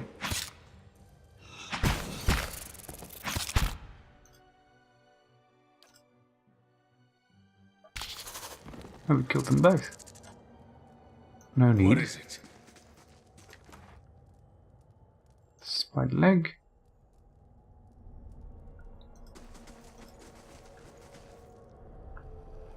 I'm unaware of the particular disadvantages of having things in your stash. But bats as large as chickens are strung in this web.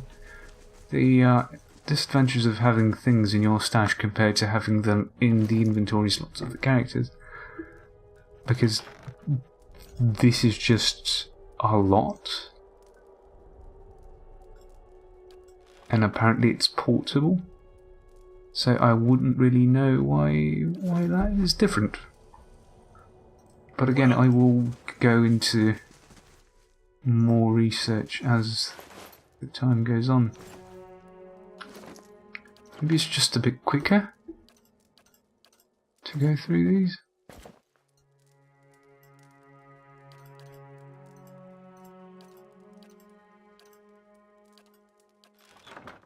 Yeah, perhaps. Can't really say no, but Jasper Nugget doesn't change speed or anything. I don't believe so. It's just there. And they don't really seem to be fazed by the weight or anything. I'd understand having this menu for the ingredients and quest items. Those are things you wouldn't necessarily want. Though, yeah, I don't seem to know. Inspect. Oh, that's more... Yeah, I thought I was a traditional... Oh, help me understand this menu better, but it was not. Again, I'll look into stuff in between broadcasts, so it's going to be fine. It's going to be great. Individual characters can enter scouting mode separately from the rest of the party. Dash selection circle indicates that characters are currently something. Okay. So, as we exit the caves, I believe this is going to be the end of the broadcasting day. I'm sorry to say, but it's getting late, and it's usually our ending time, and I've already been broadcasting for 2 hours. My throat is killing me, so we've got that going for us. I do love this game now. I expect no less from Obsidian Entertainment, and they've really done something great. I bloody enjoyed it so far. So yeah, this will be back tomorrow, but probably later at night, because I will be running a D&D campaign for some folks who are a bit new to the game, which is oddly very, very similar to Pillars of Eternity as a thing. Just about time to go to sleep, yeah? Good night, Emily. Thanks for coming back again. I'm glad when you come into chat. Always brightens up the mood a bit. From the dead silence of my emotionless peaks. Anyway, yeah, I'm going to play you a tune from the Pillars of Eternity soundtrack as soon as I figure out how to close it properly. It's gonna be bloody wonderful finishing this game. I can already feel it. I love CRPGs though. CRPGs are my jam. Jesus. Has it crashed already? Oh no, we've got some pleasant tunes in the background. But still the screen is black. I have saved, so we're not risking anything. There we go. Exit. Thank you. It's been a pleasure fiddling with your menus. I'm just gonna... The second theme? We already did the title theme. That'll be that, ladies and gentlemen. See you tomorrow on the 27th, I believe. This has been ARTV. No, we'll see you soon. Take care.